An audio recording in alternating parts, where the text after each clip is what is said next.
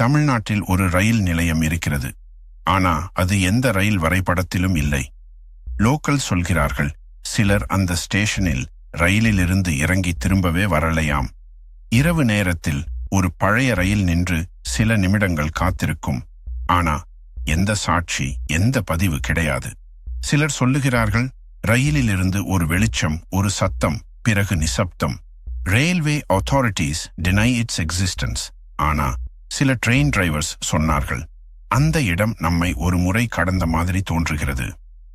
இது உண்மையா அல்லது காலத்தின் ஒரு வளைவு மாதிரி மறைந்த மர்மமா?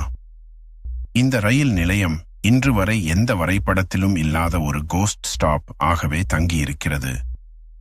இது போன்ற மறைந்த உண்மைகள், மர்மங்கள் மற்றும் பயங்கர சம்பவங்களை தெரிஞ்சிக்க சப்ஸ்கிரைப் பண்ணுங்க மேன் ஆஃப் மிஸ்ட்ரி தமிழ். உங்கள் லைக், காமெண்ட் தான் அடுத்த பாட்டுக்கு எனக்கு ஊக்கமா இருக்கும்.